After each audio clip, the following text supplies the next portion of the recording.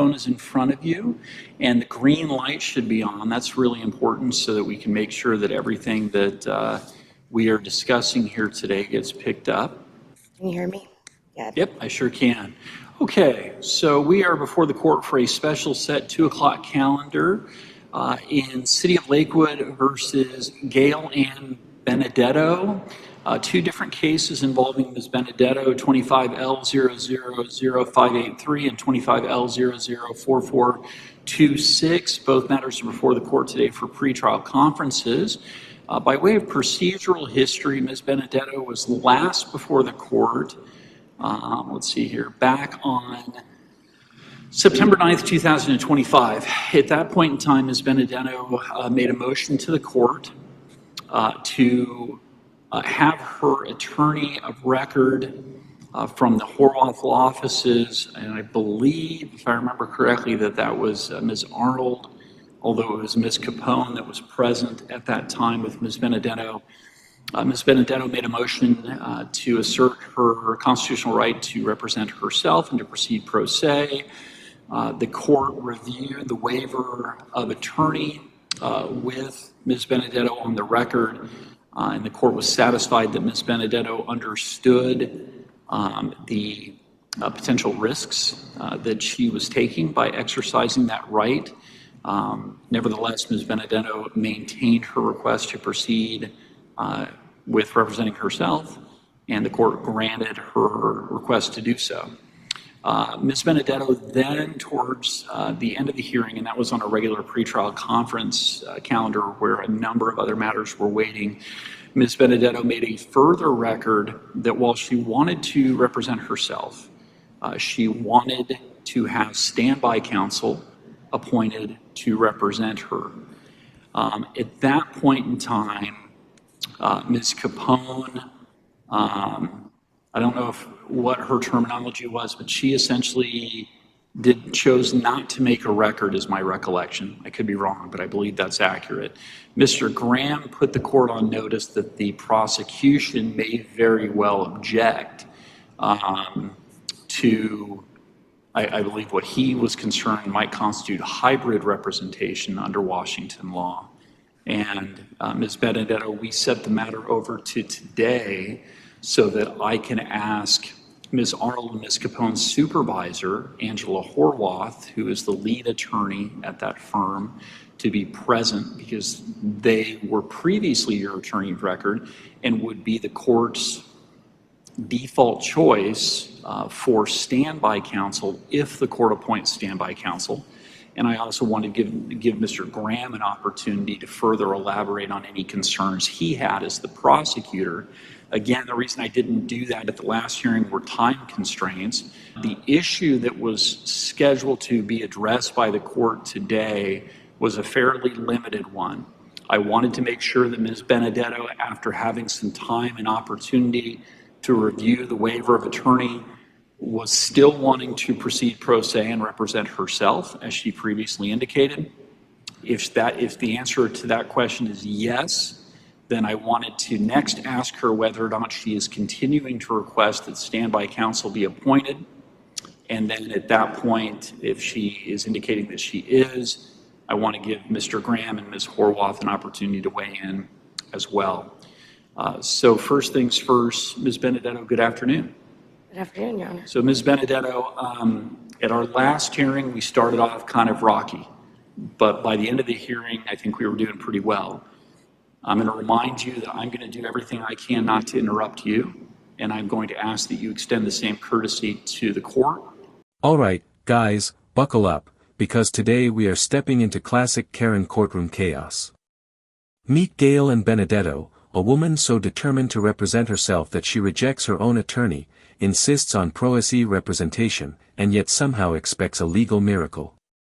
We're talking about a case where confusion, conspiracy claims, and emotional monologues collide, leaving judges and prosecutors questioning reality.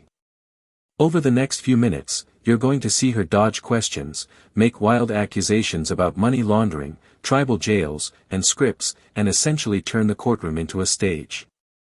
Stick around, the judge's patience will be tested, and the eventual shutdown is going to be spectacular. And I promise, you do not want to blink, because moments like these define why the justice system. How we can proceed, because I just feel like I think the term is fatal defects in the process, such as the 48 hours to have the procedural due process, right? Which I was basically forced to push through. So I was denied the right to like question the arresting officers as to like their training or what exactly did Mr. Graham, under a penalty of perjury, say that he feels he has sufficient evidence beyond a reasonable doubt that I've done these things that I'm not guilty of. And in all actuality, I was the actual victim on both of those occasions. And I would ask the court to investigate the address, because I'm not the first one. I know of at least another woman before me. Her name was Stephanie. I don't remember her last name, but it's a pattern, and I don't know how deep it goes. But I just want to also put the court on notice that I've already been violated by my country, to like the betrayal of giving your citizens that you don't have any business arresting, putting them in a tribal jail that's 98% American is not tribal. It's money laundering or whatever you guys want to call it. It's fraud, and you just push everybody through. The fact that 2 different lawyers gave me the same script both times shows that that's your process and procedure, is to habitually and continuously deprive these people of their rights. And then for Nisqually to make me leave in 46 degrees raining weather on March 20th with no shoes, nothing but a small. Pause right here, because this is textbook Karen courtroom behavior. The judge asked the simplest possible question: do you still want to represent yourself? And what does Gail do? She dives into a torrent of complaints about procedural defects, tribal jails, money laundering, and even some mysterious woman named Stephanie. She doesn't answer the question, she sidesteps it entirely. This is exactly why pro-se representation is so risky. The law gives you rights, but it also expects discipline and focus. Overwhelm the judge with unrelated conspiracies, and you risk sounding incoherent, confusing, or downright irrational. Keep an eye on how the courtroom reacts next. Patience. Dress. I had no wallet, no phone, no nothing. I was passed out in my Jeep, completely unconscious, when the police officers arrived. They didn't witness me doing anything malicious, and I did not do anything malicious. I had no malicious intent, and you will not be able to prove that beyond a reasonable doubt. So for him to lie and say that he has it, and for you to just continuously sign off. And also, I've discovered that a police officer, when he enters the charge with his badge number, automatically signs your auto signature to the warrant, so you don't have any knowledge of the warrant. That an officer is not a judge.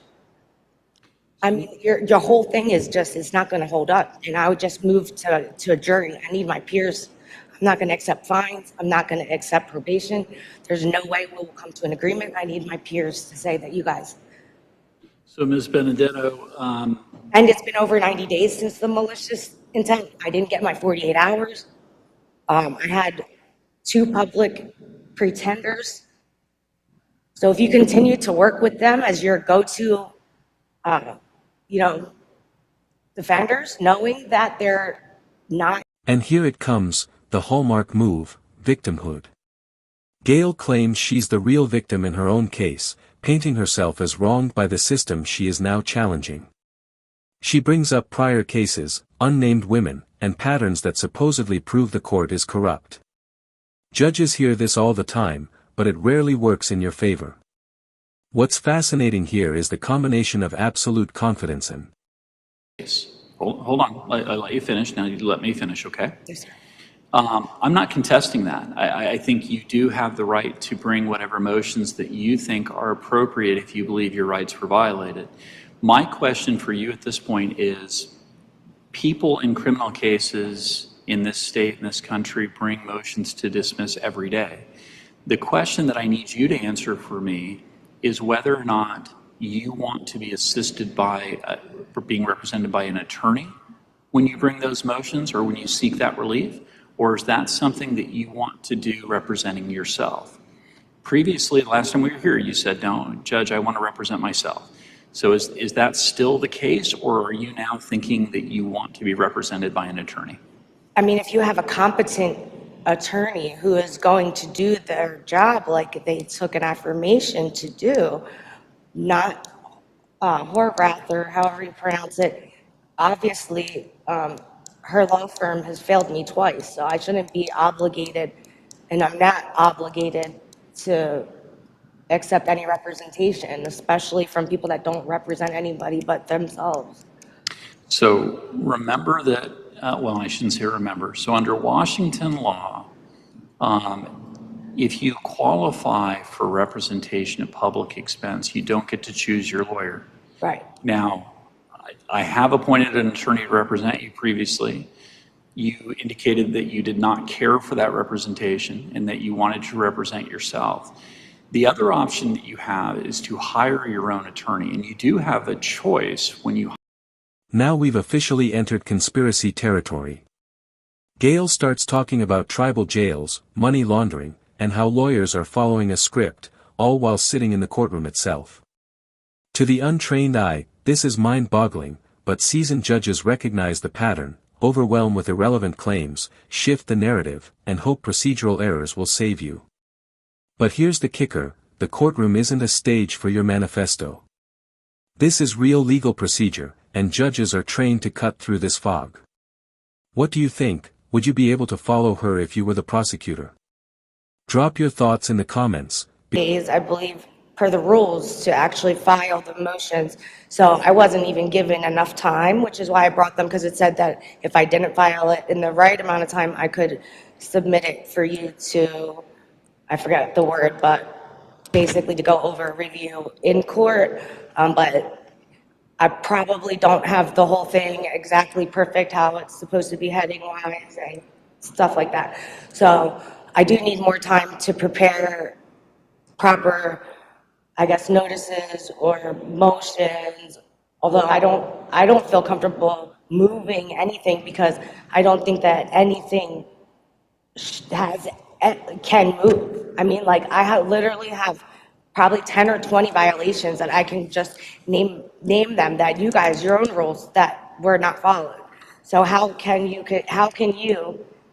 in your official capacity, knowing your oath and knowing the Constitution, right? How can you proceed just like what's Washington Constitution Section 1? What is that? Do you know that? Washington State Constitution Section 1, you know? So, Ms. Benedetto, I think I understand the point you're making. I mean, what you said is you don't believe that the rules have been complied with and that your rights have been violated. I understand that. Well, not just my rights, but like right. I get that. RCW 1031-100, unlawful warrantless arrests. RCW 69.50.506, warrants required for drug cases. RCW 10.0.1115, accurate and correct. Oh yeah, I forgot about that. Your officers, or somehow the court, has misrepresented and fraudulently made up a Washington driver's license for me, which I don't have, and I beg you to show me my picture card, my paying for it, my signature for any kind of thing with the driver's license people. I don't have any contract. I'm not a commercial driver. I'm a Pennsylvania resident, as a matter of fact. I'm actually. Here's the irony. Gail believes that because two different attorneys gave her similar guidance, it proves corruption. In reality, it proves the opposite. Lawyers follow standardized procedures. It's not a conspiracy, it's legal consistency. The fact that she interprets standard procedure as fraud highlights the disconnect between expectation and reality in pro-se representation. Judges aren't impressed by perceived patterns, they care about evidence, procedure, and clarity. And that's exactly where this case starts heading downhill, because confidence without comprehension rarely works in court. The audience gets to watch her unravel, and honestly, it's mesmerizing. You're wanting to So they lied on police reports. Hold on, it's don't fraudulent. interrupt. Please don't interrupt Sorry, me. I apologize. So we're getting ahead of ourselves again. So you've identified a number of issues that you obviously feel very strongly about, and I respect that. The question that I need to figure out before we start dealing with those issues and dealing with those claims is whether or not you want to raise those issues and those arguments to the court by yourself, or you want to be represented by an attorney. So last time we were here, you said you wanted to do that yourself, but you were requesting standby counsel. Is Ms. Horvath, is she willing to do it herself, to put herself behind the name of her company? I have no idea. The first thing that I need to know is whether or not. Because if she'll do it, I will give her a chance to redeem herself, and maybe I won't file bar complaints against those two attorneys of hers, if she can actually do her job. So, Ms. Benedetto, I will tell you. Otherwise, they all go down. I will tell you that threatening to file bar complaints against an attorney doesn't do any good. You're. Notice the tension building. The judge hasn't raised his voice yet, but you can feel the patience thinning. Gail continues her long-winded explanation, tossing out claims of corruption and victimization, while the actual legal question hangs unanswered. This is the setup for the classic courtroom shutdown. Judges hate when someone refuses to follow a line of questioning, especially after waiving counsel. It's like watching a slow-motion train wreck, knowing the impact is inevitable. Sit tight, the judge is about to cut through the chaos, and it's going to be satisfying to watch.